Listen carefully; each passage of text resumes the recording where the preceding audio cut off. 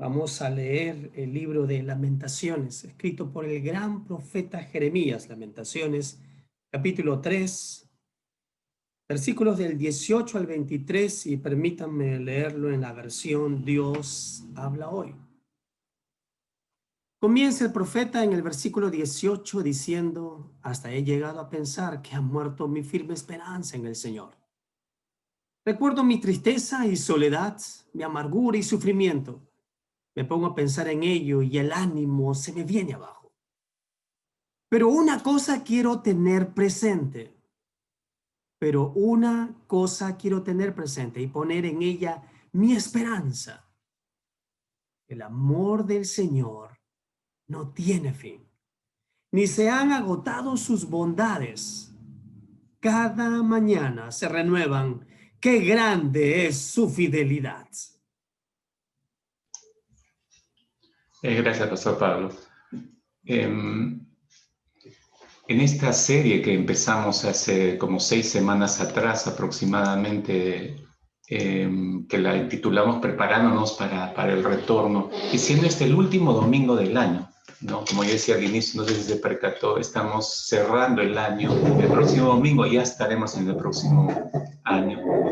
Y lo que Dios nos fue llevando a revisar ese texto de Hechos capítulo 2, versículo 42, y la palabra clave ahí descubrimos, o nos hizo recordar el Señor, era perseverar, ¿no? Y la iglesia era, el primer siglo era todo un ejemplo de perseverancia, ¿no? De perseverancia. Y empezamos con ese versículo y fuimos desarrollando. Dios nos ha ayudado, espero que a todos nosotros, a reordenar nuestra prioridad en cuanto a la doctrina, en cuanto a la celebración de la mesa del Señor, y en cuanto a la comunión unos con otros incluso. Pero sigue siendo clave la palabra perseverancia. Si hay una manera de resumir en la vida diaria de esta iglesia, esa perseverancia que tuvo a pesar de circunstancias muy difíciles que tuvo que enfrentar, yo diría que sería en el mismo libro de los Hechos, en el capítulo 8, en el versículo 4, Hechos 8, 4, cuando de manera muy sucinta dice allí Lucas, el autor: pero los que fueron esparcidos iban por todas partes anunciando el evangelio. Los que fueron esparcidos, dice, iban por todas partes anunciando el evangelio. Y ahí está resumido, mis hermanos. Dice, los que fueron esparcidos, y eso significa que estaban siendo perseguidos. La persecución trae sufrimiento, el sufrimiento trae adicionado dolor. Entonces, por eso digo que ese versículo concentra este asunto de la perseverancia a pesar del dolor, a pesar del sufrimiento, a pesar de la persecución, a pesar de ser esparcidos, iban por todas partes, dice, anunciando el evangelio. Y eso es importante, creo, con esto empezar en esta mañana, mis hermanos, para poder comprender y entender lo que tenemos por delante hoy. Este sexto tema que le hemos titulado Perseverando en medio del dolor, ¿no? Y no quiero dar la impresión de querer imprimir un espíritu fatalista. Estamos cerrando el año, pastor. Anímenos, por favor. Que sea un mensaje positivista, que sea un mensaje que me anime, que sea un mensaje como los cohetes que han reventado en Navidad a pesar de las prohibiciones, como los petardos que nos despiertan y nos sacan de nosotros y nos alegran la vida. Que sea así el mensaje. Mire, yo no creo que Dios quiera petardearnos en esta mañana. Lo que Él quiere hacernos conscientes de realidades, poner nuestros pies sobre la tierra y hacernos conscientes de las realidades. ¿De cuáles realidades? Que tenemos que seguir perseverando por encima del dolor, por en medio del dolor, a través del dolor. Dios quiere que sigamos perseverando. ¿Por qué dolor? Déjeme explicarle esto. Mire, aunque el sufrimiento y el dolor adicionado, como decía, es una experiencia que nos rodea todos los días. Usted y yo enfrentamos esa situación de diferentes maneras y en diferentes niveles. Pero a pesar que lo experimentamos, a pesar que sabemos que es un tema presente en medio de nosotros, es un tema que no entendemos bien, mis hermanos. Ni lo queremos experimentar. Nosotros no lo entendemos bien, sino que evitamos experimentar el dolor o el sufrimiento. Creo que todos nosotros, de alguna manera, buscamos evitar sufrir. Así que nuestra tendencia, hermanos, es hacer todo lo posible para librarnos del trago amargo del sufrimiento y del dolor. Vamos a hacer todo lo posible, lo que esté a nuestro alcance. Pero cuanto más leemos las Escrituras, algo vamos redescubriendo y nos va preocupando al mismo tiempo. Parece que una parte importante, nos muestran las Escrituras, una parte importante de la vida cristiana es la de seguir los pasos del Señor Jesús. Juan dice claramente en su primera carta, el que esté en Cristo debe andar como Él anduvo, es seguir los pasos de Jesús. Pero ese asunto de seguir tras los pasos de Jesús significa estar abierto a lo que Dios quiere hacer en nosotros por medio del sufrimiento y del dolor, porque Cristo pasó por toda esa experiencia. No es, mis hermanos, que debamos buscar deliberadamente sufrir, no, y eso es masoquismo, ¿no? No estoy hablando de eso. No es que busquemos deliberadamente sufrir, invitando a cualquier persona o a cualquier situación que nos inflinja dolor, castigo, penas, tristezas. No. Pero lo que me parece, mis hermanos, que es cierto, mirando las Escrituras, es que si alguno de nosotros tomamos muy en serio en vivir la vida cristiana como Cristo espera que la vivamos, debemos esperar que el sufrimiento nos llegue. ¿Me oyó? Si estamos tras Cristo, si somos discípulos de Cristo, debemos esperar inevitablemente que el sufrimiento toque las puertas de nuestras vidas, que el dolor entre a nuestras almas. Lo invitemos o no lo invitemos. El sufrimiento no es solo la realidad, mire, no es la realidad solamente de mártires, no es solamente la realidad de supercristianos, porque algunos piensan, esto es solamente para supercristianos. No, sino es para todos los santos, para todos los que somos discípulos de Cristo. El sufrimiento, en otras palabras, mis hermanos, no es solo el ser quemado en la hoguera o perder la cabeza porque nos las vuelen o porque nos las corta una espada. Sufrir es también cuando alguien se burla de usted o de mí cuando le compartimos el Evangelio. O cuando tu familia es rechazada por el hecho de tu fe cristiana. O cuando te expectora tu familia o tus conocidos porque recibiste a Cristo en tu corazón como Señor y Salvador. Todo eso es parte del sufrimiento por causa de la fe. Mire, para algunas personas el sufrimiento y el dolor llega por medio de una enfermedad. Por la pérdida, en otros casos, por la pérdida de un ser querido. Algunos de ustedes han tenido que pasar ese dolor, ¿no? De forma directa o de forma indirecta, o por la pérdida de posesiones materiales. Miren nada más el caso de Job. Ese es un gran ejemplo en las Escrituras, ¿no? En el Antiguo Testamento, ¿no? Puede ser cualquier daño, hermanos, puede ser cualquier dolor a través de la cual viene el sufrimiento, ¿no? Puede ser cualquier enfermedad, como decíamos, o castigo que nos llegue físicamente hablando. Puede ser también un daño moral que afecta mucho nuestras emociones o nuestro estado de ánimo. Puede ser algún pecado que nos hace perder la paz y nos hace ganar sufrimiento y nos inflige dolor, porque el pecado siempre debe infligir dolor. Lo cierto es, mis queridos hermanos, es que a pesar que hemos tenido bastante de esto a lo largo de este año 2020 que estamos cerrando, creo que la mayoría de nosotros no desea a lo largo de este año venidero 2021 no desea repetir ese mismo sufrimiento. Es por eso que en la mayoría de los buenos deseos que hemos escrito, hemos enviado o hemos recibido en estas Navidades, o a través de tarjetas virtuales o mensajes en Facebook, en Instagram, en WhatsApp, la mayoría, si no todos mis hermanos, nos desean un mejor año del que hemos tenido. ¿Y qué quiere decir con eso de que tengas un mejor año o un año bendecido, como decimos los cristianos? Simplemente significa un año sin sufrimiento y sin dolor. Usted lee entre líneas, dice que tengas un año bendecido, significa un año sin sufrimiento y sin dolor. Eso estamos diciendo indirectamente. Pero miren, no quiero estropear los buenos deseos de nadie en esta mañana, pero necesitamos recordarnos, mis hermanos, lo que nuestro Señor Jesucristo ya nos anticipó siglos antes, que tendríamos nosotros que vivir si queríamos seguirlo piadosamente a Él. Mire, les recuerdo las palabras del Señor, Juan capítulo 16, versículo 33, me remito a lo que dijo el Señor, en el mundo tendréis aflicción. Eso significa que en el mundo ustedes van a sufrir. En el mundo ustedes van a sufrir. Eso significa. Y eso lo dijo Jesús. El apóstol Pablo agregó en su carta a Timoteo, cuando le escribe su segunda carta, capítulo 3, versículo 12, le dice, y en verdad, todos los que quieren vivir piadosamente en Cristo Jesús serán perseguidos. La persecución que trae sufrimiento.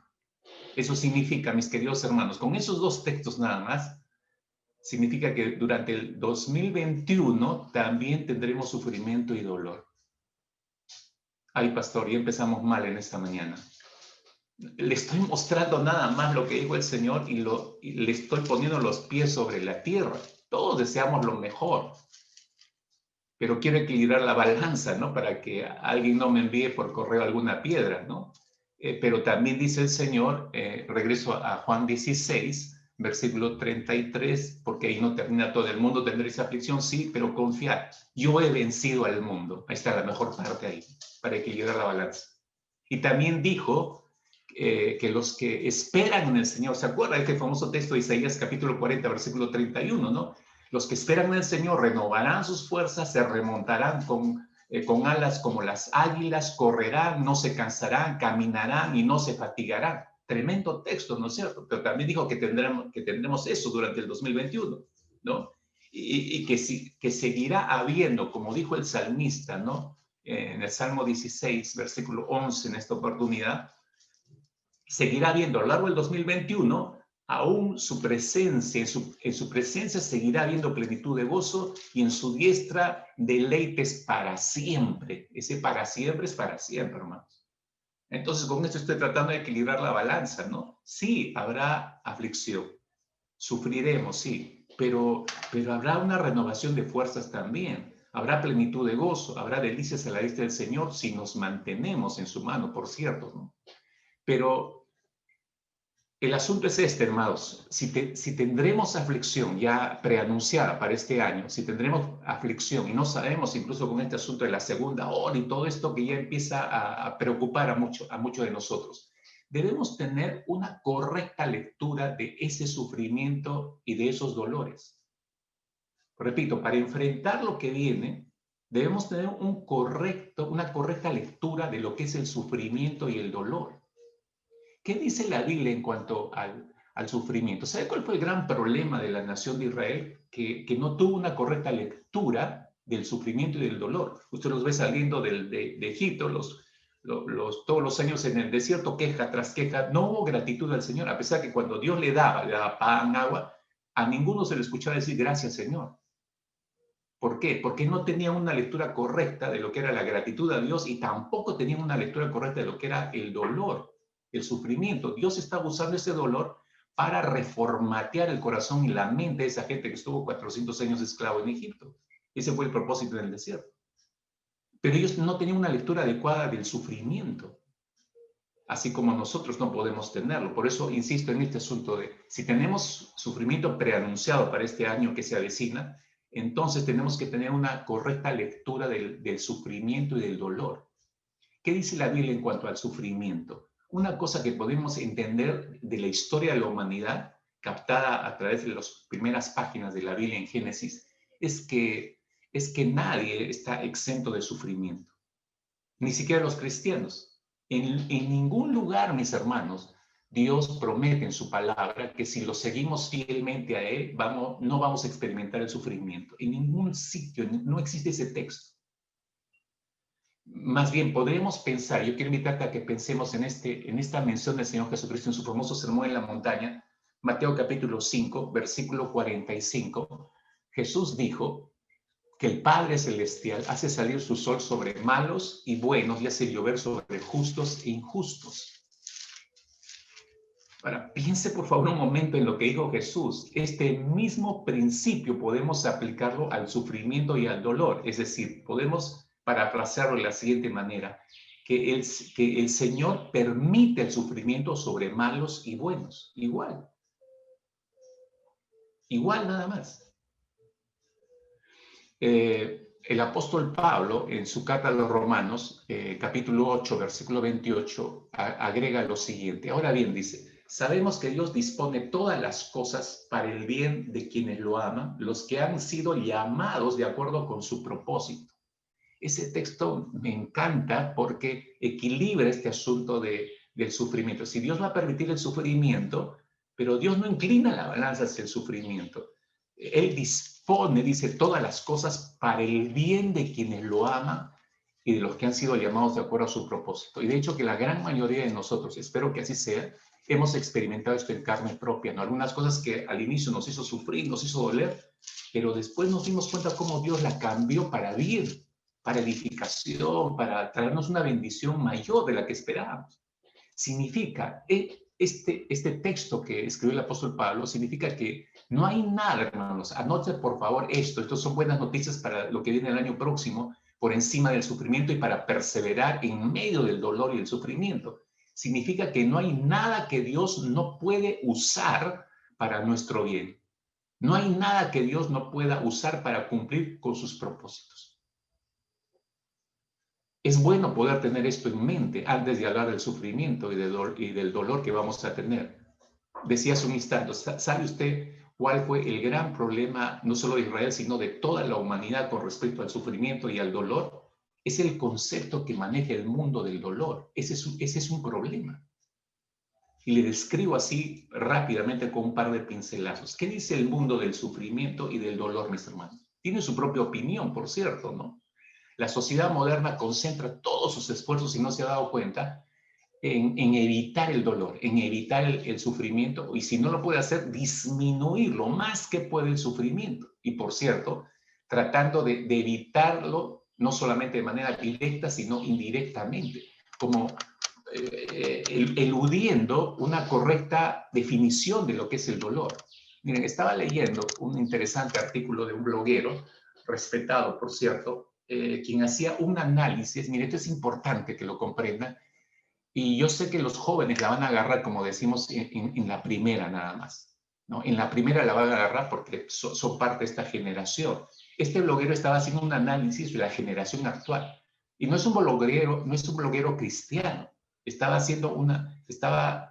buscando dibujar o pintar realmente el perfil de la generación actual, a la cual definía de la siguiente manera. Preste atención, lea conmigo. Él dijo, este bloguero escribió lo siguiente, decía, de esta presente generación, ¿no? Especialmente pensando en la generación de jóvenes, decía, somos una generación que queremos tener a alguien con quien ir de paseo los domingos. Es decir, necesitamos a alguien, un amigo, un compañero, una compañera, ¿cierto? No sé ahí si comunicación me puede ayudar, no sé si tienen esa parte. Dice, somos una generación que queremos tener a alguien con quien ir de paseo los domingos, alguien con quien quejarnos los lunes, alguien con quien comer pizza los martes y que nos desee buenos días los miércoles. Queremos llevar acompañante a las bodas a las que nos inviten, pero somos la generación que no quiere relaciones. Somos la generación que no quiere relaciones. Queremos la fachada de una relación, pero no queremos el esfuerzo que implica tenerla. Queremos tener relaciones profundas, pero sin ir muy en serio. Esperamos encontrar la felicidad, queremos descargarnos a la persona perfecta para nosotros como si fuera una aplicación nueva que puede actualizarse cada vez que hay un fallo, guardarse fácilmente en una carpeta y borrarse cuando ya no se utiliza. No queremos abrirnos, o lo que es peor, no queremos ayudar a nadie a abrirse. Queremos mantener lo feo tras una portada, esconder las imperfecciones bajo filtros de Instagram, ver otro episodio de una serie en vez de tener una conversación real. Nos gusta la idea de querer a alguien a pesar de sus defectos, pero seguimos sin dejarle ver la luz de nuestro auténtico yo. Me dio temor leer esto, hermanos. Porque aquí surge la pregunta, con esa descripción de la presente generación, me hice la pregunta, ¿por qué la generación contemporánea busca este tipo de vida? Impersonal, no quiere relaciones serias, busca relaciones al paso. ¿Por qué? La respuesta es esta, mis hermanos, porque quieren evitar no solamente las relaciones auténticas, sino que simplemente quieren evitar el sufrimiento o el dolor. Quieren evitarse el dolor del crecimiento, el dolor de la maduración, el dolor del aprendizaje, porque aperturar relaciones nos ayuda a crecer, nos ayuda a madurar, pero esta generación no quiere enfrentar eso. Las diferentes reacciones del mundo hacia el dolor y hacia el sufrimiento nos muestran ese inevitable deseo del mundo de eliminar de sus vidas el dolor. Miren, si hasta ya se creó la Organización Mundial de la Salud el 17 de octubre, lo ha declarado como el Día Mundial contra el Dolor. ¿Sabía usted eso? La Organización Mundial de la Salud ha declarado todos los 17 de octubre se tiene que celebrar el Día Mundial contra el dolor. Entonces no es suficiente tener el día del chicharrón, el día del tamal, el día del ceviche, el día de todos los días que se han creado ahora, que ahora hay el Día Mundial contra el Dolor. ¿Cuál es el objetivo de esa fecha celebrada? Su objetivo del mundo es destacar la necesidad urgente de encontrar un mejor alivio para el sufrimiento. Es decir, hay que tratar de eliminar el sufrimiento. Pero el sufrimiento tiene su razón de ser. Lo va a entender dentro de un instante. Este alivio del sufrimiento o el dolor es un derecho universal de los seres humanos estipulado en la Carta de Derechos Humanos de las Naciones Unidas desde el año 2000, que tiene como 25 artículos esa carta. Y en uno de estos artículos se declara el hecho de que el ser humano tiene derecho a aliviar su sufrimiento, su dolor, es decir, pero sutilmente es como hay que eliminarlo, ¿no?, de la experiencia del ser humano. Hasta usted sabe, hasta hay pseudo iglesias que buscan evitar el sufrimiento, el dolor a las personas. Entonces les ofrecen en tremendos carteles, pare de sufrir, ¿no es cierto? Queremos anular el sufrimiento. ¿Por qué? Porque no tenemos una correcta lectura del sufrimiento. Y yo hacía referencia a la generación actual, esta presente generación, la llamada básicamente los millennials, que abarca los jóvenes que tienen entre 25 años y 38 años. Atención, jóvenes, entre 25 y 38 años. Los especialistas, no yo, los especialistas en este asunto dicen que esta generación de los millennials, los que tienen entre 25 y 38 años, expresan mucho menos tolerancia al dolor. Es decir, no quieren enfrentar el dolor y piensan que no es necesario sufrir en esta vida. Entonces, por eso buscan evitar esto, ¿no? Aunque sea mínimo el dolor, se lo quieren evitar. Esto me hizo pensar lo siguiente y hago como un paréntesis solamente para mencionar esto. Eso significa que si esta generación entre 25 y 38 años, de donde se tienen que levantar futuros pastores, futuros misioneros, no van a querer asumir la responsabilidad del ministerio, no van a querer salir al campo de misión estos jóvenes. ¿Por qué? Porque el ministerio y las misiones es sufrimiento, es dolor. Servir al Señor no es sencillo, pero como se quiere evitar esto, por eso van a pesar de sentir el llamado del Señor, a pesar que Dios llame a algunos de estos jóvenes entre 25 y 38 años, y yo creo que hay a varios que ya los llamó, pero están esquivando al Señor, no quieren asumir, no quieren por eso enfrentar. Bueno, empiezo a estudiar en serio mi preparación, el bachillerato a teología, voy madurando en mi llamado, sea el pastorado, sea misiones, lo voy madurando para servirle al Señor, no, pero sé que hay sacrificio, hay marturetes. Entonces, quiero evitarme eso, entonces no voy a ir por ese camino. Entonces me quedo tranquilo, estudio una carrera y me gano mi dinerito, formo mi familia, tranquilo ahí. Bueno, esa es la impresión que tenemos. En cambio, la generación llamada X, los que tienen edades entre los 39 y 53 años de edad, consideran que cuando el dolor no es tan intenso, se debe tolerar. Y se debe tolerar para seguir el ejemplo de los ancestros, es decir, de nosotros. Porque ya estamos yendo hacia la curva, ¿no?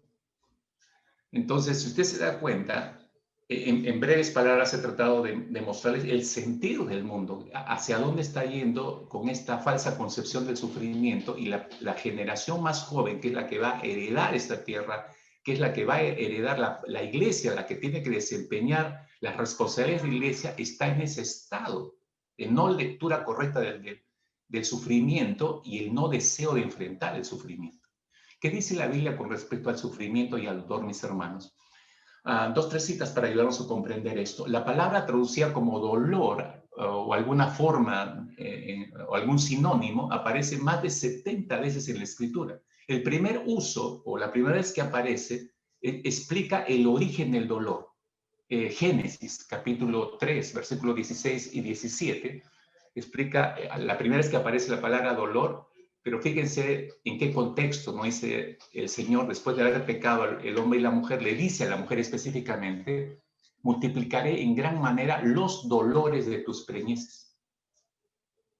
Con dolor darás a luz los hijos.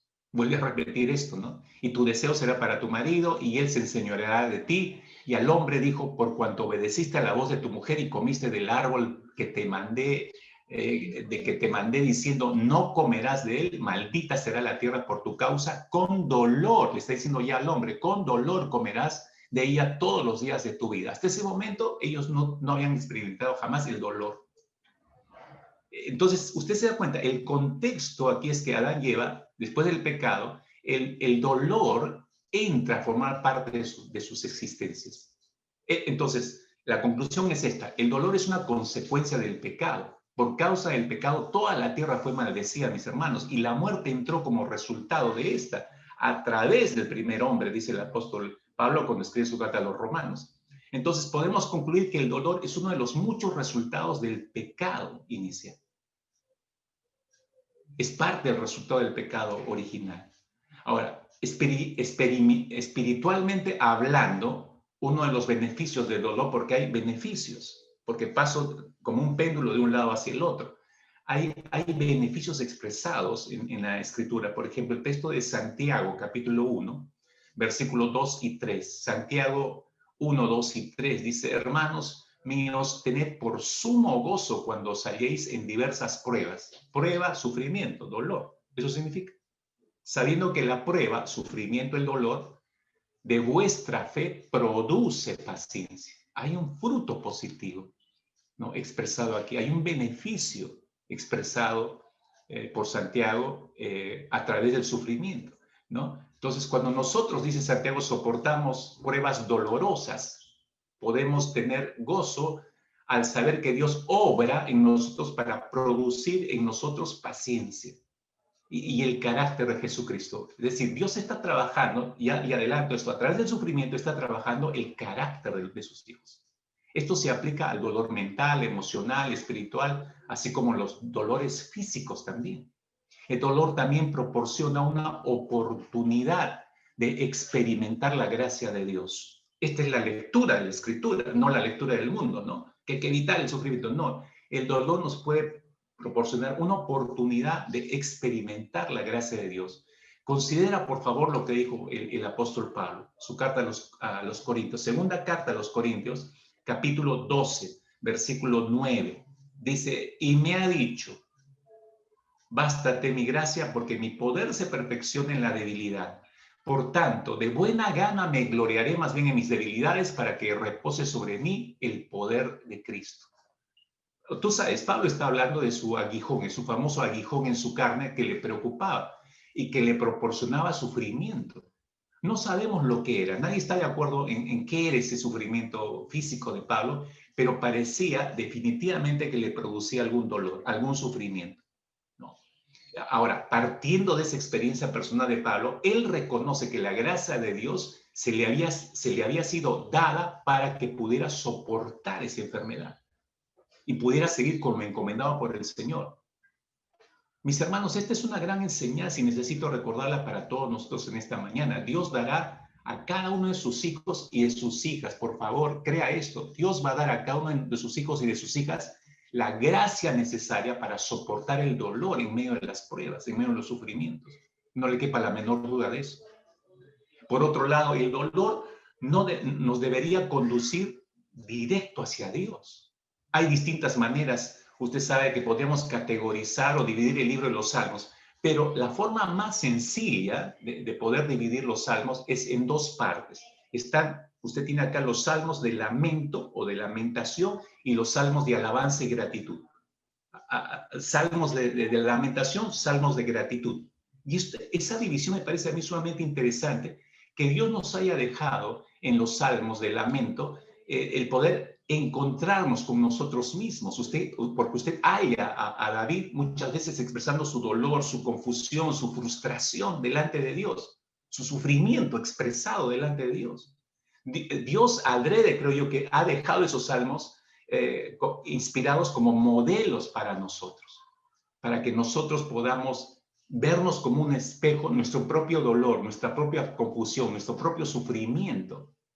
Jesucristo mismo tuvo que beber de esa copa, usted sabe, y él él usó un salmo justamente, de estos salmos de lamentación, usó un fragmento del Salmo 22, cuando estaba en la cruz, agonizante, ¿recuerdan? Dios mío, ¿por qué me has abandonado? ¿Por qué me has desamparado? Es un fragmento del Salmo 22, lo que Jesús citó allí, ¿no? Los salmos de lamento expresan cosas muy similares a las que nosotros estamos viviendo en estos tiempos. Pero yo decía, dése cuenta de esa segunda parte. Todos estos salmos de lamentaciones siempre termina el salmista alabando y expresando su confianza en Dios. Sea como fuere, siempre termina desembocando en alabanza y confianza en el Señor. La ratifica una y otra vez. Mis hermanos, por eso decimos que el dolor es una oportunidad para acercarnos a Dios de una manera que quizás no nos hubiera acercado si no fuera por el dolor. Algunos dicen, el dolor es un tremendo regalo de Dios. Hasta he escuchado y he leído acerca de esto. ¿En qué sentido? Uno dice, mire, si una persona no tuviera dolor, no podría identificar algunas enfermedades. Un niño no aprendería lo peligroso que es agarrar la parte baja de una plancha si no fuera por el dolor. O sea, el dolor resulta siendo en una ayuda para nosotros, médicamente hablando, ¿no? El dolor entonces es una oportunidad que nos acerca a Dios de una manera que quizás no nos hubiera acercado si no fuera por el dolor, ¿no? Como dijo este gran escritor C.S. Lewis, él dijo, el dolor es el megáfono que Dios utiliza para despertar a un mundo de sordos. El dolor es el megáfono que Dios utiliza para despertar a un mundo de sordos. No sé si el mundo está escuchando ahora lo que Dios está hablando, ¿no? Con esta pandemia. Finalmente, mis hermanos, quizás esta es la mejor noticia de todos. Dios tiene un día en que terminará con el dolor. Esta es la mejor noticia quizás de esta parte de la descripción de lo que dice la Biblia con respecto al dolor. Apocalipsis capítulo 21. Espero que sea uno de sus versículos favoritos a partir de hoy. Apocalipsis 21, versículos 3 y 4. Es muy alentador cuando leemos lo que dice Juan, que lo vio, ¿no? Él directamente lo vio, luego lo escribió. Entonces oí una gran voz, dice, que decía desde el trono, he aquí el tabernáculo de Dios está entre los hombres, y Él habitará entre ellos, y ellos serán su pueblo, y Dios mismo estará con ellos. Él enjugará toda lágrima de sus ojos, y ya no habrá muerte, ni habrá más duelo, ni clamor, ni dolor, porque las primeras cosas han pasado. Va a haber un tiempo, mis hermanos, en que las primeras cosas habrán pasado. No estamos todavía en ese tiempo. Todavía no hemos llegado a ese punto, ¿no? Pero un día, aquellos que hemos experimentado el nuevo nacimiento, vamos a estar con el Señor. Sí, el hecho es que ahora todavía estamos en el tiempo de las primeras cosas. Eso significa que es el tiempo de las lágrimas, es el tiempo de la muerte, es el tiempo del duelo, es el tiempo del sufrimiento, es el tiempo del dolor, es el tiempo de los terremotos, es el tiempo de las injusticias, de los huracanes, de las pandemias. Todavía estamos en los primeros tiempos. Pero eso va a llegar un momento en que termine, se acabe, ¿no? Todo dolor va a terminar, toda lágrima será enjugada. Y esa es una gran noticia, mis hermanos.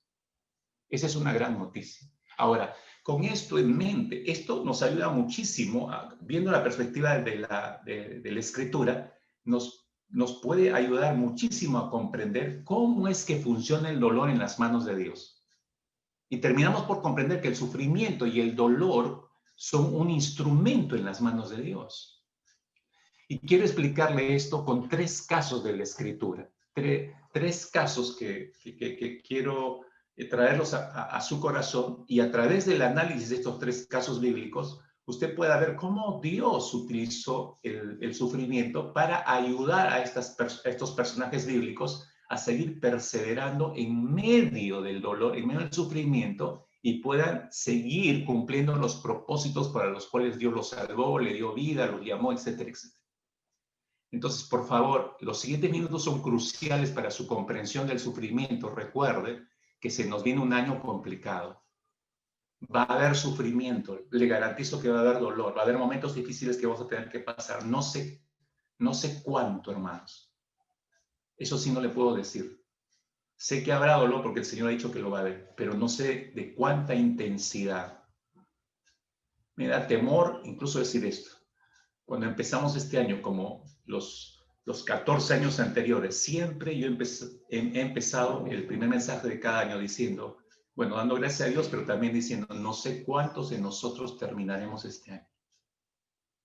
Y es una frase que siempre utilizo. Y si terminamos, vamos a terminar gracias al Señor. Cuando empezamos este 2020, ninguno sabíamos lo que iba a venir. Estamos terminando el 2020 y hay algunos que no lo han terminado con nosotros porque han partido antes.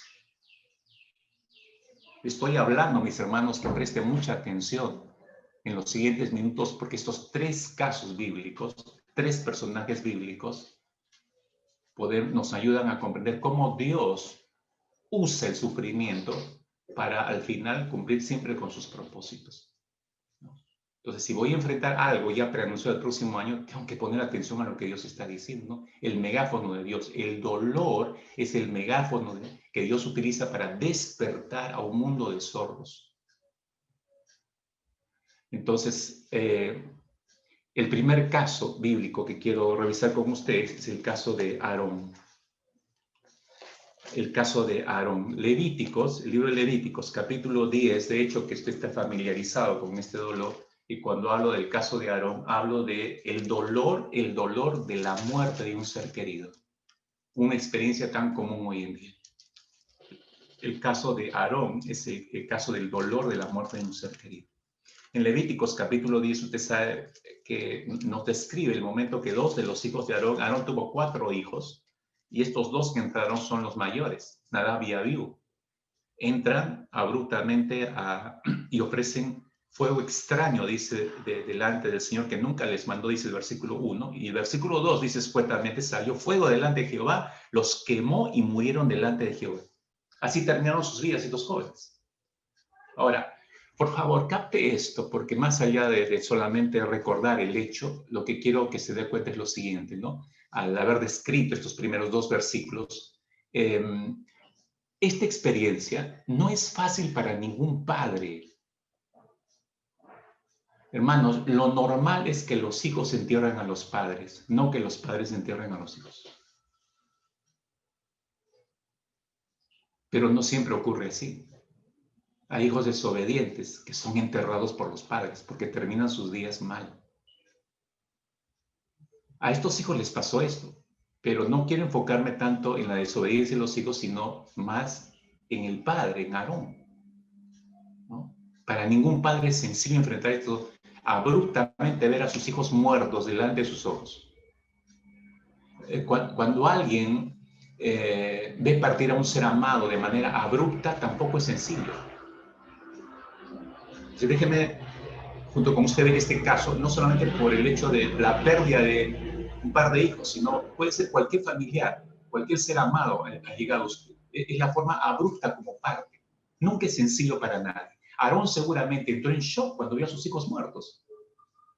Pero ante una explicación inmediata de Moisés, versículo 3, entonces dijo Moisés a Aarón, inmediatamente aparece Moisés en el panorama y lo confronta a Aarón, pero no le trata de decir, hey, ánimo, tranquilo, que...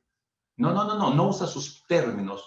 Miren lo que usa Moisés, le dice, esto es lo que habló Jehová, esto es lo que habló Jehová diciendo, en los que a mí se acercan me santificaré y en presencia de todo el pueblo seré glorificado, ¿no? Aarón está en shock, sí, pero ante la explicación que le da Moisés, dice, y Aarón cayó. Aarón cayó.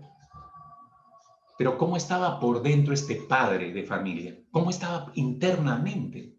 Como cualquier padre, creo yo, triste, angustiado, tratando de entender lo que había ocurrido. Se describe las reacciones del duelo, no acá, estoy hablando en sentido general.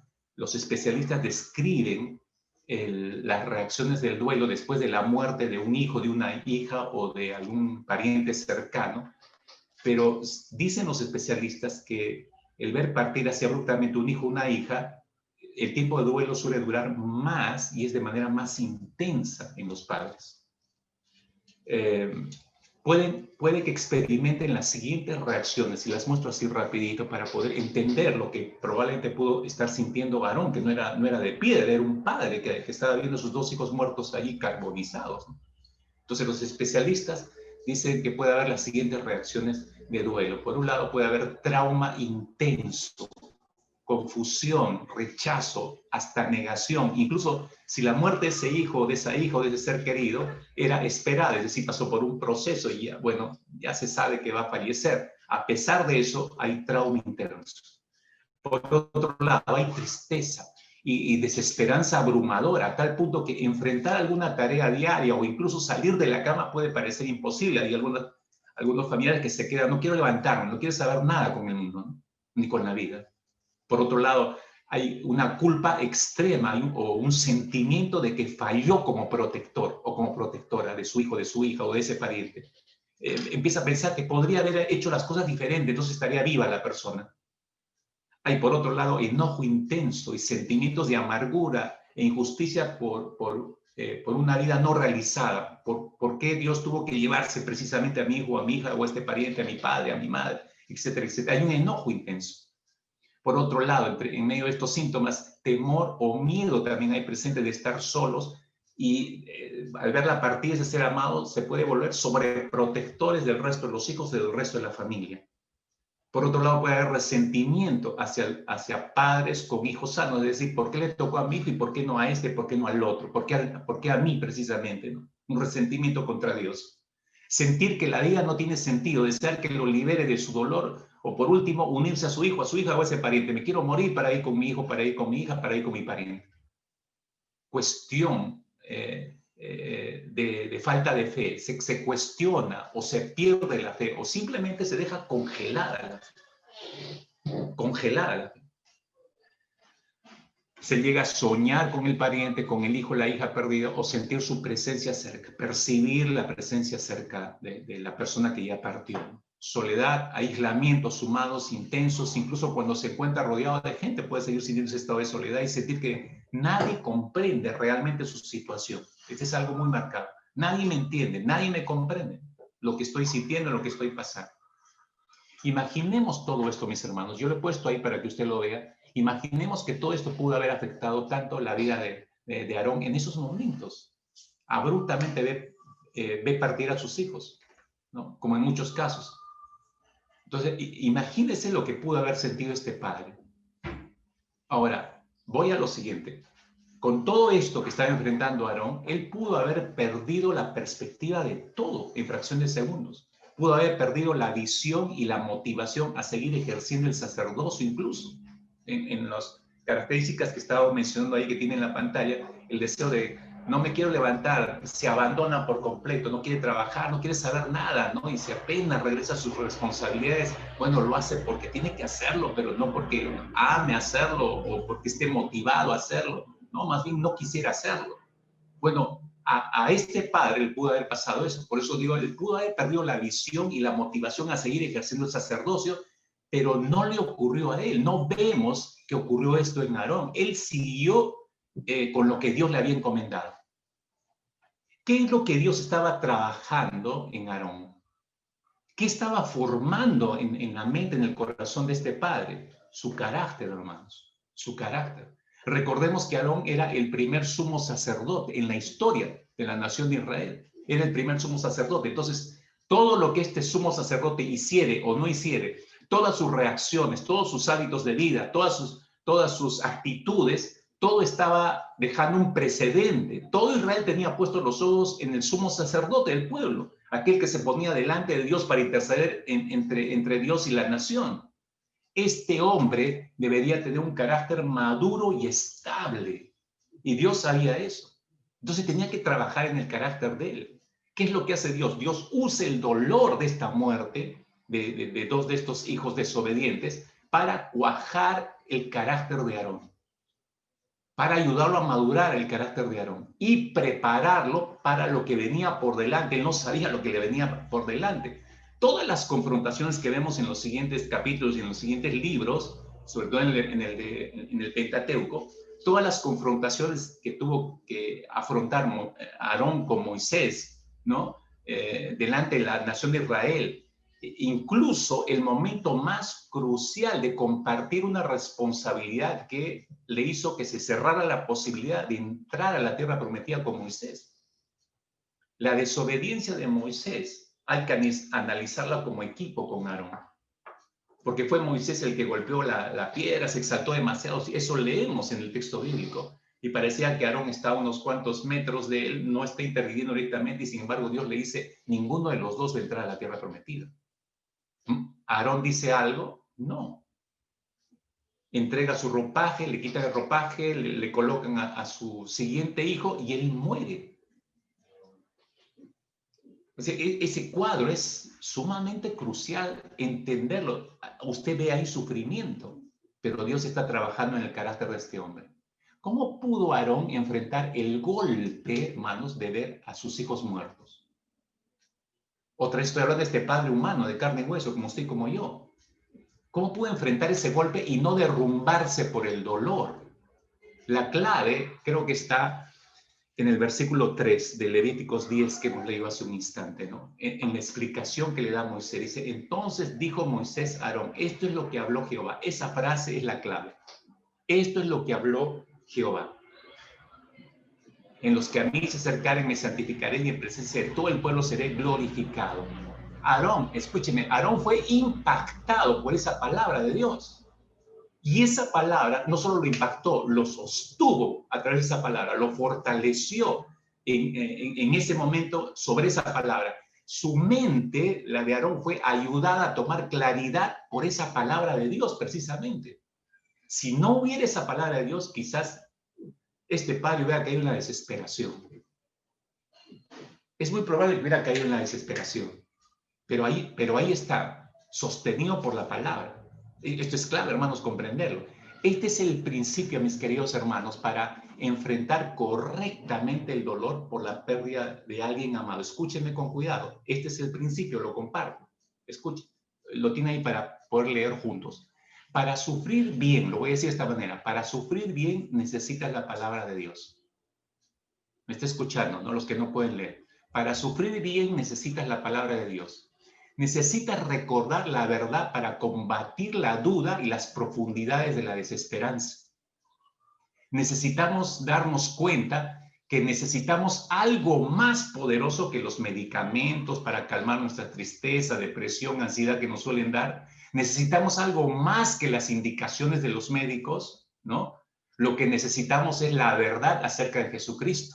Porque nuestro sufrimiento, hermanos, por favor, escuche, nuestro sufrimiento solo tiene sentido cuando nos vemos a nosotros mismos a la luz de la palabra de Dios. Y solo así podremos vivir con esperanza. Sin la palabra de Dios, la aflicción y el dolor es un camino sin salida. Escúchelo. Sin la palabra de Dios, sin el evangelio de Jesucristo, la aflicción y el dolor es un camino sin salida, hermanos. Por eso necesitamos la palabra. Lo que vemos en los siguientes capítulos después de la muerte de los hijos de Aarón, estamos en Levíticos capítulo 10. Usted sigue leyendo y lo que usted va a ver, hay una frase que se va repitiendo en los siguientes capítulos. Y esa frase, a partir del capítulo 11, versículo 1, dice, habló Jehová a Moisés y a Aarón. Habló Jehová a Moisés y a Aarón. Y esa es la frase que se va repitiendo en los siguientes capítulos.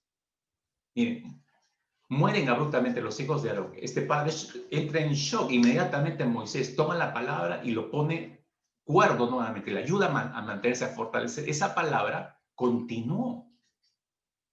Esa palabra continuó porque luego, en este mismo capítulo 10 nada más, versículo 9, Dios le aclara mejor por qué han sucedido esos hechos. Es decir, Dios sigue hablando a Aarón y le da claridad a Aarón.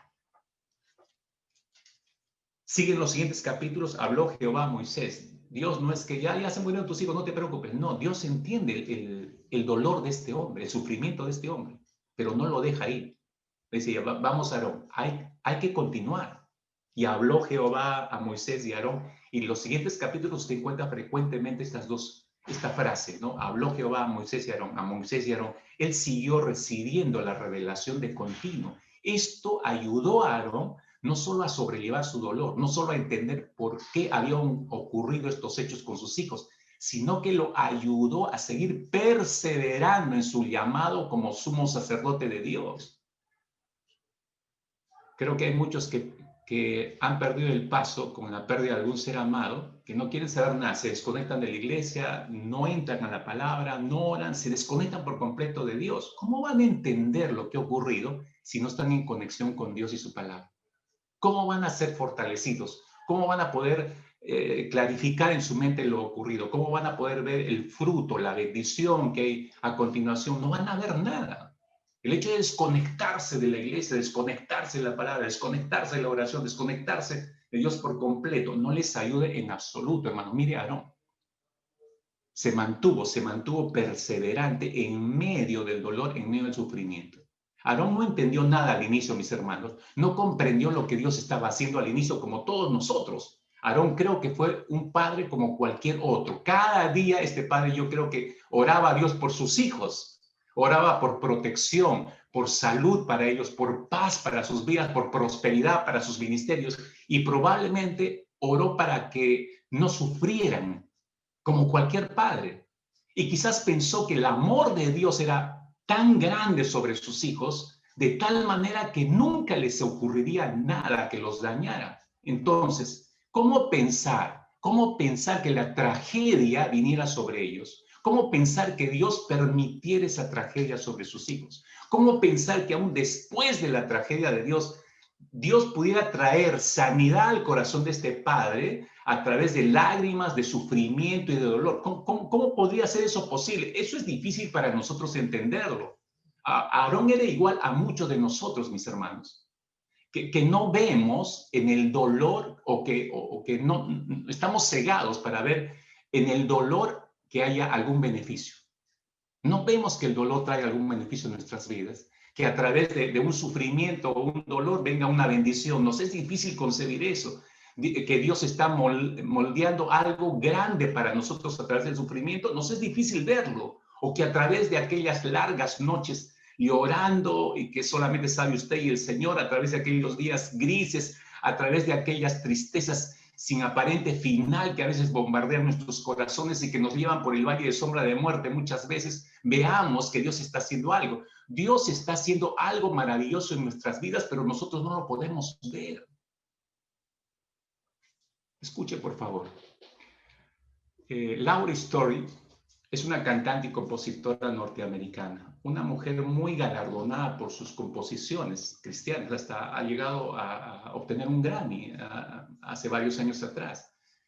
Ella pensó cuando se casó bastante joven, cuenta en su testimonio, ella pensó que tenía toda su vida bajo control, una buena compositora, una buena cantante, una buena iglesia, un buen futuro, pensó que tenía todo bajo control, hasta que descubren que su esposo, llamado Martín, tenía un tumor cerebral. Los cirujanos pudieron operarlo, extirparon el tumor, pero él sufrió una pérdida aguda de memoria y problemas importantes de visión hasta el día de hoy. Y eso ha imprimido años de sufrimiento, no solamente en este hombre, sino en su familia, en su esposa, en sus hijos. Luego, la propia Laura tuvo que enfrentar una infertilidad. Cuando creyó superada la infertilidad, que trae sufrimiento, por cierto, y cuando pudo tener su primer bebé, ese primer bebé la llevó a un nuevo dolor. Ese niño nació con un defecto. A mí me parece interesante. Ella dice, estamos tratando de aprender a estar contentos con lo que Dios nos ha dado. ¿Cuántos pueden decir eso, creo yo? Ella se dio cuenta de algo, mis hermanos, y si necesita anotarlo, anótelo para su propia experiencia. Laura Story se dio cuenta que había estado buscando una felicidad que proviene de las circunstancias, que proviene del mundo, en lugar de un gozo más profundo que proviene de Dios. Usualmente buscamos la felicidad acá, pero recuerda que hay delicias a su diestra, eso es diferente. El fruto de todas estas experiencias dolorosas, mis hermanos, esta mujer tiene autoridad para hablar del dolor y del sufrimiento y para escribir y cantar acerca de esto. El fruto de esas experiencias dolorosas hasta el día de hoy le ha ayudado a aprender a ver a Dios obrando en medio del sufrimiento y del dolor en su vida. Esto es lo que le ayudó a este padre, Aarón, a ser perseverante en medio del dolor. No se abandonó, no se dejó arrastrar por el dolor y nadie me comprende y se abandonó por completo. No, fue perseverante. La palabra hizo la diferencia. Esa palabra que lo sostuvo apenas vio a sus hijos muertos y que sabiamente Moisés se la presentó de primer plano. Yo le decía 3 casos. Entro al segundo caso. Fíjese cómo Dios utiliza el sufrimiento. ¿Se está percatando esto? ¿Se está percatando de ello?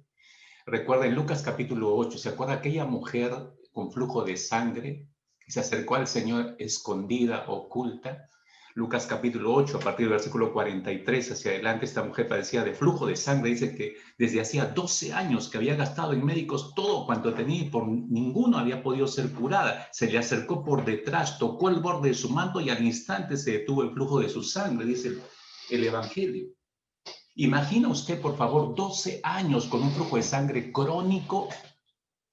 El sufrimiento que trajo esta mujer es incomprensible, hermanos. El dolor que le causaba esto, nosotros no lo podemos comprender fácilmente. Probablemente entre todos los que están conectados hay alguna mujer que tiene alguna enfermedad crónica y esté moviendo la cabeza afirmativamente diciendo, yo sí sé lo que significa eso.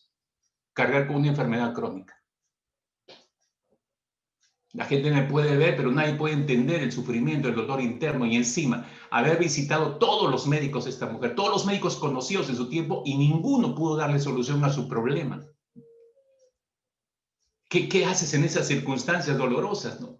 Hermanos, la gente sufre dolor y necesita paz. La mayoría de las personas que sufren de alguna enfermedad crónica piensan lo siguiente: si tan solo pudiera deshacerme de este mal, tendría paz. Si tan solo alguien pudiera liberarme de esta enfermedad, entonces tendría paz. Sin embargo, tenemos que entender algo, mis hermanos. La paz no depende de la salud. La paz no depende de la salud. Usted puede estar sano, pero no tener la paz del Señor. Estoy hablando de la paz que viene solamente de Dios. Alguien puede estar enfermo, como esta cantante que acabamos de escuchar, la historia. Vive con un esposo con un problema de por vida. Debe seguir bregando con su niño que nació con una enfermedad y hasta ahora la tiene. Es difícil y complicado vivir ahí, sumamente difícil, mis hermanos. ¿Esta mujer tiene paz? Por supuesto que la tiene. Pero esa paz no depende de la salud de su familia. De hecho, que esta pobre mujer se hizo las preguntas, todas las preguntas que muchos se pueden hacer. ¿Por qué me sucede esto a mí? ¿Qué he hecho para merecer esto? ¿Realmente le importa a Dios mi sufrimiento? Si tuviera suficiente fe, Dios podría sanarme. Con todas esas preguntas en mente se acercó a Jesús. El dolor, mis hermanos, es una respuesta propia y natural ante una enfermedad crónica. Eso es normal. Sin embargo, la negación del sufrimiento puede causar más daño que el dolor físico en sí mismo. Aún Jesús, el príncipe de paz, tuvo que beber la copa de dolor, pero él sometió su voluntad inmediatamente a la de su Padre Celestial. ¿Se acuerda? Marcos capítulo 14, versículo 36. Orando ahí en Getsemaní, no le dice al Padre, te pido que quites esta copa de sufrimiento de mí. Sin embargo, quiero que se haga tu voluntad, no la mía. No la mía. Tener un dolor constante, crónico, mis hermanos, como una enfermedad, nos hace vivir con la sensación de pérdida de nuestro estilo de vida. Esto incluye pérdida de capacidades de resistencia, pérdida de habilidades, pérdida de recursos, incluso de relaciones, ¿no? De relacionarnos con los demás. Es por eso que hallamos a esta mujer casi oculta, escondida, llega por detrás de Jesús. Sin embargo, se acercó, pero con mucha fe.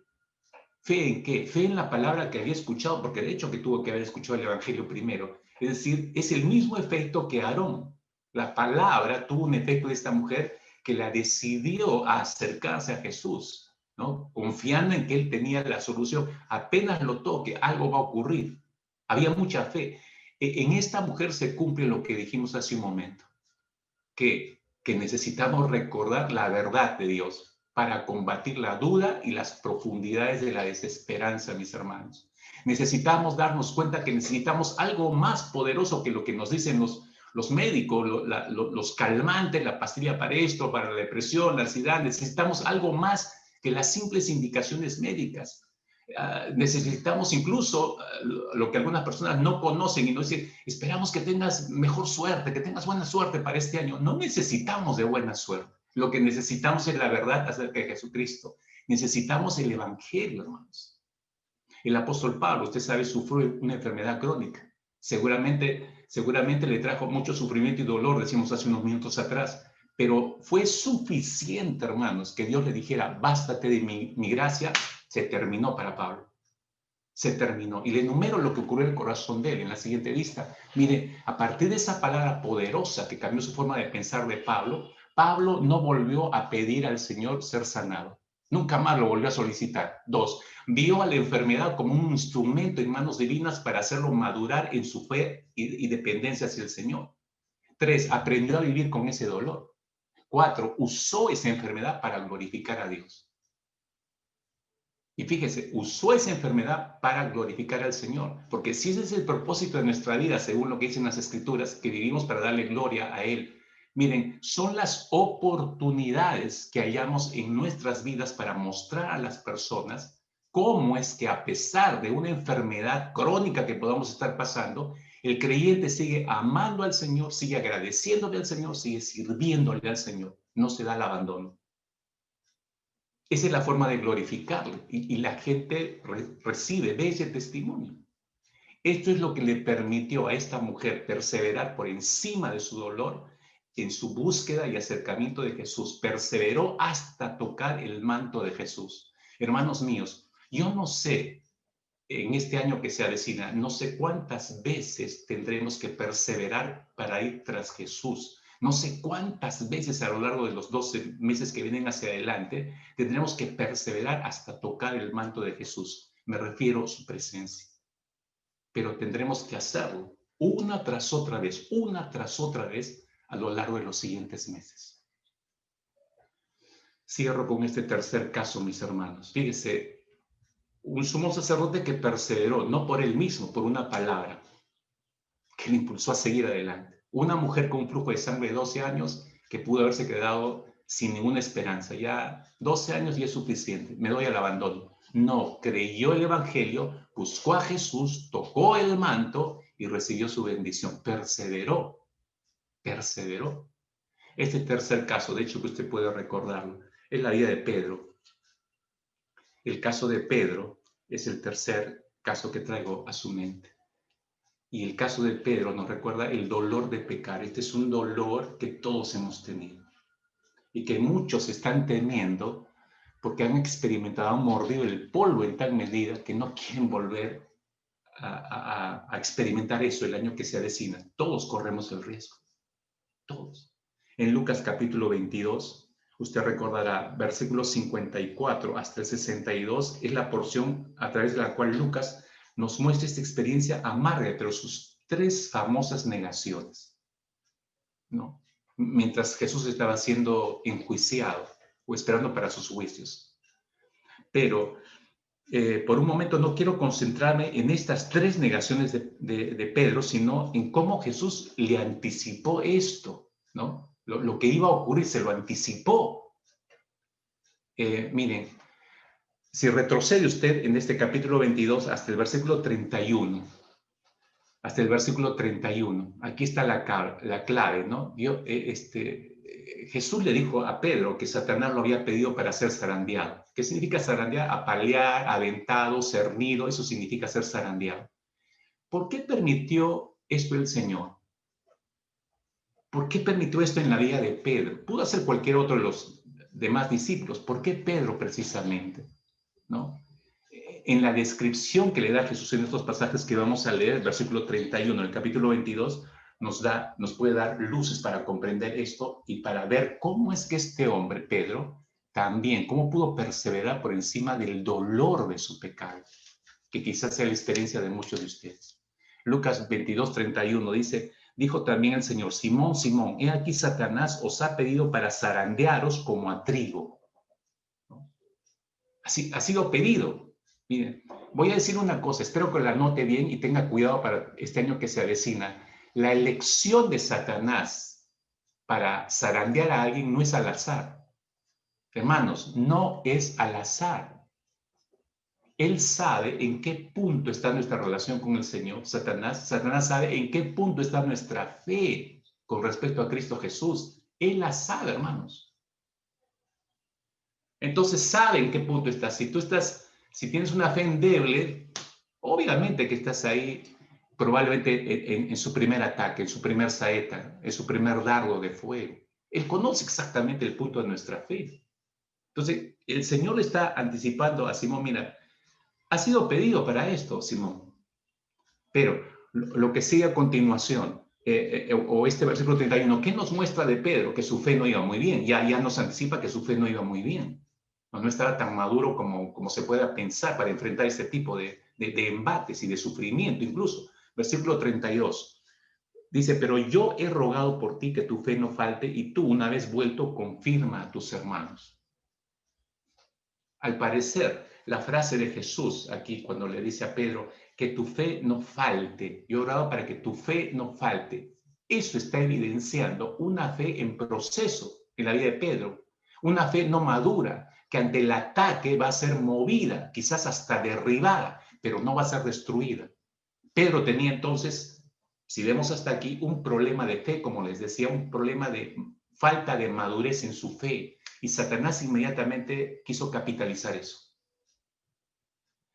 Siguiente versículo. Le estoy mostrando los problemas de Pedro aquí, ¿no? Versículo 33. Él le dijo, Señor, dispuesto estoy a ir contigo, no solo a la cárcel, sino también a la muerte, ¿no? A la muerte. ¿Se da cuenta la forma en que toma la advertencia de su maestro? El maestro le está advirtiendo, Pedro, vas a fallar. Pero él, miren qué suelto de huesos, ¿no? Evidentemente usted ve acá un problema más al fondo en la vida de Pedro. Él está descansando y confía más en sus fuerzas que en lo que Jesús le ha dicho. ¿Y eso qué muestra? Acá hay un problema de egocentrismo, hermanos, en Pedro. Hay un problema de autosuficiencia de Pedro. Pedro, si se dan cuenta, mira, hasta qué punto llega esta autosuficiencia, le está corrigiendo al Señor. En otras palabras, está diciendo, no, Señor, estás equivocado. Lo que dices puede ocurrirle a otros, pero no a mí. ¿Por qué no me va a ocurrir a mí? Porque yo soy Super Peter. A mí no me va a ocurrir. Escuchen, mis hermanos, con mucho cuidado lo que le voy a decir. Dios permite las zarandeadas de Satanás sobre la vida de muchos creyentes para mostrar nuestras fortalezas o nuestras debilidades de carácter cristiano. Por eso le permite a Satanás hacer eso. Pero es por nuestro propio provecho, hermanos. Él cambia todo eso para el bien de nosotros. Entonces estamos viendo ahí acá un Pedro egocentrista, autosuficiente, que sabe más que el Señor y que cree que puede presentar mejor las cosas que como las está describiendo el Señor Jesucristo. Verso 34. Y él le dijo, Jesús le responde, Pedro, te digo que el gallo no cantará hoy antes que tú niegues 3 veces, que me conoces. Listo. Lo que Jesús le está diciendo, en otras palabras, es, Pedrito, vas a demostrar que eres un cobarde. Mira, vas a demostrar que eres cobarde, que aparenta cierta valentía y firmeza de fe delante de todos nosotros, pero en el fondo eres aún un cobarde y un inmaduro en tu fe. Por eso me vas a negar. Me vas a negar 3 veces. Cuando todo esto se cumplió, mis hermanos, porque pasamos hasta el versículo 54 hacia adelante y vemos la manera como, tal como lo dijo el Señor, se desarrollan las negaciones de Pedro, y él se da cuenta lo que ha ocurrido, que lo que le dijo el Señor era cierto. Miren cómo termina en el versículo 62 Pedro. Ese versículo, márquelo. Dice, y Pedro, saliendo fuera, lloró amargamente. Salió fuera y lloró amargamente. Interpretemos el llanto de amargura de Pedro correctamente, hermanos. Interpretemos correctamente su dolor, porque acá usted ve un hombre quebrado por el dolor, por la amargura. ¿Ha sentido usted el dolor del pecado? Después que Dios le advirtió por su palabra, o probablemente usó a alguien cercano a usted para advertirle, pero usted, igual que Pedro, se fue para adelante por su egocentrismo, por su autosuficiencia, y volvió a caer en el abismo del error, volvió a caer en el pecado, volvió a caer en la desobediencia, y quebró una vez más su comunión con el Señor, y esa desobediencia le robó paz, le robó intimidad con el Señor.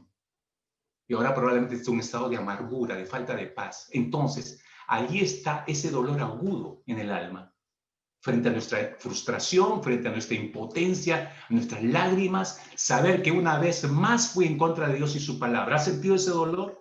Que una vez más pecamos contra el cielo y contra nuestros propios familiares, contra la propia iglesia. Y allí estamos como Pedro, llorando amargamente. ¿Le pasó esto alguna vez, mi hermano, mi hermana? ¿O le está pasando? ¿Qué había en la mente de Pedro justo en esos momentos? Me quedo en este versículo 62, cuando está ahí, no sé, está derribado, está apoyado en una pared, está sentado sobre una piedra, no sé dónde estaría, pero estaba llorando amargamente. ¿Qué había en la mente de Pedro justo en esos momentos? Lo que probablemente hay en la mente de usted en esta mañana. Es muy probable que Pedro estaba repitiendo, pero qué tonto que fui, qué tonto, caí nuevamente. No escuché lo que el Señor me estaba advirtiendo. Por mi propio orgullo, por mi autosuficiencia, por no haber escuchado atentamente al Señor, volví a caer como un tonto. No creo que Él quiera perdonarme una vez más. No lo creo. Lo eché a perder. Volví a regarla nuevamente. Nunca debí seguirle al Señor. Nunca debí dejar mi trabajo de pescador para seguirle. ¿Por qué todo esto si lo he vuelto a defraudar? Yo no creo que Él quiera perdonarme. ¿Cómo podría el Señor volver a perdonar a un cobarde como yo, a un traicionero como yo? ¿Por qué tuvo que llamarme a mí? ¿Por qué pudo haber llamado a cualquier otro? ¿Por qué me llamó a mí? Hay otros que hacen mejor las cosas que yo. No soy digno de empezar nuevamente al lado de Cristo. Y yo no sé qué cosas más estará usted diciéndose a sí mismo. Pare, por favor. Pare por un momento, por favor. No sé cuántos están diciendo esto y muchas cosas más. En la medida que busques mi rostro, caminarás en el poder de mi suficiente gracia. Cuando Pedro volvió a reunirse con Jesús, usted recuerda en aquella playa después de que Jesús resucitó, se reunió con el Cristo resucitado, recuerden. Pedro en ese momento aún sentía el dolor agudo de su caída por su pecado, aún sentía el dolor, aún estaba sufriendo, pero se dejó ministrar por el Señor, se dejó ministrar por el Señor. Y todo lo que le dijo el Señor, todo lo que salió de la boca de Jesucristo, cada palabra que salió de los labios de Jesucristo aquella noche en aquella playa, delante de Pedro, aquel perdonarle, aquel darle una oportunidad, nuevamente restituirlo al ministerio, toda esa palabra volvió a ministrar a Pedro, igual que a la mujer con flujo de sangre, igual que a Aarón. Siempre hubo una palabra de por medio que volvió a levantar a estas personas y las impulsó a seguir perseverando en medio de su dolor. No era en sus fuerzas, entendió Pedro, sino en las del Señor. Y desde ahí lo vemos a Pedro perseverando en fe hasta el fin de sus días, al punto de morir sacrificado por su fe en Cristo Jesús al final. Pedro no era un hombre perfecto. Usted ni yo lo somos tampoco, y Dios lo sabe. Pero se trata de perseverar en el año que se avecina, perseverar en medio de cualquier sufrimiento, en medio de cualquier dolor. Y necesitamos, como decía, necesitamos la palabra del Señor para despejar cualquier duda, cualquier falta de esperanza. Necesitamos la verdad del Evangelio sobre nuestras vidas. No lo vaya a olvidar, no lo vaya a olvidar. No lo digo de manera profética, pero no sé cuánto le vaya a servir esto a lo largo de los siguientes 12 meses. Pero sí intuyo que va a ser necesario que algunos se aferren tanto a la verdad de Dios los siguientes 12 meses, porque lo van a necesitar, y lo van a necesitar grandemente. Oremos ahí, oremos. Padre, muchas gracias, Señor, otra vez. Toda esta mañana te hemos estado dando gracias. De diferentes formas hemos expresado nuestra gratitud. Pero, Señor, cuando a través de tu palabra nos llevas a este punto a comprobar una vez más todas las veces que nosotros, Señor, hemos caído de tu gracia, pero tu gracia increíblemente nos volvió a sostener. Si no hubiera sido por la palabra propicia, oportuna, Señor, no creemos que hubiéramos seguido adelante, Señor. El hecho de que estemos aquí y decimos que es por tu gracia, por supuesto que es por tu gracia, porque tú nos has sostenido en cada momento difícil, en cada dolor, en cada sufrimiento, en cada, para nosotros, pérdida, pero no sabíamos que era ganancia para nosotros. En cada dolor, Señor, en cada desvelo, en cada madrugada, Señor, en medio de las lágrimas, en medio de las incomprensiones, incluso, Señor, tú nunca te dejaste faltar. Y siempre estuviste allí con una palabra propicia, Señor. Una palabra que nosotros no buscamos, una palabra que vino y nos sostuvo, una palabra que vino y nos alentó, una palabra que nos dio claridad en el momento justo cuando más lo necesitábamos. Y viendo lo que se avecina, Señor, no nos angustia ni nos desespera cuán difícil puedan ser los siguientes 12 meses, Padre. Nos desesperaría, Señor, si tu presencia no estuviera en medio de nosotros. Pero es algo que has prometido. Pero ahora nosotros tenemos que terminar de creer no solo esa promesa, sino debemos creer todas tus demás promesas, que son las que nos sostendrán a lo largo de los siguientes 12 meses, Señor. No sabemos cuán difícil se pueda presentar el panorama, pero si tú estás, Señor, con nosotros, si estás en medio de nosotros, si no escasea tu palabra, Señor, en medio de nosotros, entonces estaremos bien. Nuestro buen pastor nos seguirá guiando. Nada nos faltará, Señor. Nada nos faltará. Aunque pasemos por el valle de sombra de muerte, nada nos faltará, Señor. Tu vara y tu callado seguirán infundiéndonos aliento. No importa todo lo que tengamos que enfrentar, Señor. Tu presencia es más que suficiente. Tu gloria es más que suficiente, Señor.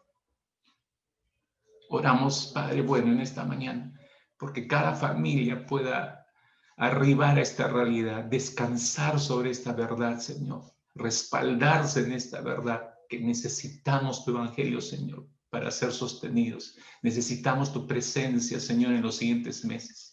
Por favor, Padre bueno, por eso oramos por cada familia para que sea sostenida en tu palabra, Señor. Y su corazón puede creerte al 100%, pueda creerte solamente a ti y nada más que a ti, Señor.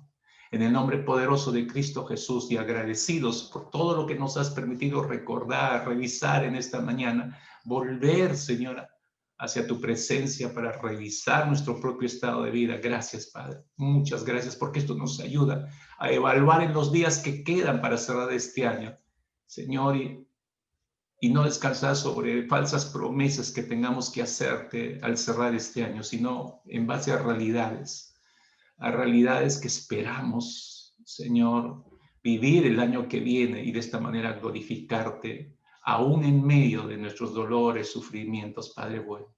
En el nombre poderoso de Cristo Jesús. Amén, Señor. Amén.